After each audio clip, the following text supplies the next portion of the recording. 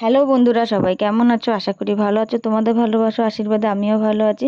আজকে সকাল থেকে ভিডিওটা শুরু করলাম। মাধবী ফুলগুলো দেখো কি ভালো লাগছে, সন্ধ্যাবেলা হলে খুব সুন্দর গন্ধও ছাড়ে, বেশ ভালো লাগে। আর আমার এই পেঁপে গাছটা দেখো, তোমাদেরকে তো ছোট থাকতে দেখিয়েছিলাম, এখন গাছটা অনেকটা বড় হয়েছে। আর পেঁপে গাছটা দেখো পেঁপে হয়েছে।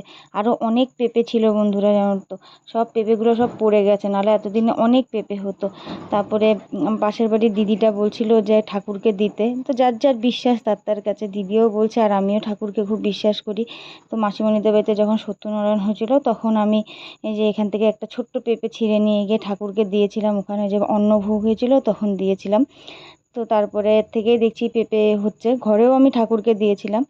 তো ভাবলাম যে ভগবানকে দেওয়ার পরে যখন পেঁপেগুলো হচ্ছে বেশ ভালো। তো এখন এদিকে যে রান্না বসিয়ে দিলাম। ছেলেকে বাজারে পাঠাচ্ছিলাম, তখনই বরের বন্ধুর সঙ্গে দেখা হয়ে গেছে। তখন ও জিজ্ঞেস করলো যে কোথায় যাচ্ছিস, তখন বললো যে বাজারে।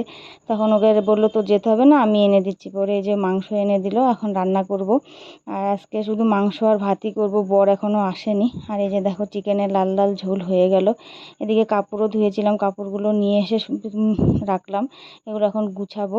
আর ছেলেও ঘরেও আছে, ছেলের আজকে কোনো মানে টিউশনও নেই আর স্কাউটও নেই, স্কাউট এখন শনিবার করেই হয়।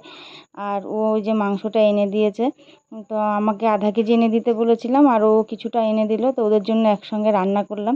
তো ওর ঘরেও একটু দেবো, ওর ঘরে ওর বৌদি এরা রান্না করে না, যেহেতু খায় না তাই রান্না করে না, তাই আমি এই যে রান্না করে আমার জন্যও রাখবো আর ওকেও দেবো। আর এদিকে ছেলেকে খাওয়া দিয়ে দিচ্ছি, আর ও ফয়েল প্যাক এনে দিয়েছে, ফয়েল প্যাকে ওর জন্য দিয়ে দেবো। তো ভিডিওটা আমি এখানেই রাখবো, সবাই খুব ভালো থেকো। আর আমার চিকেনের লাল লাল ঝোল আজকে কেমন হয়েছে সবাই কমেন্ট করে বলো।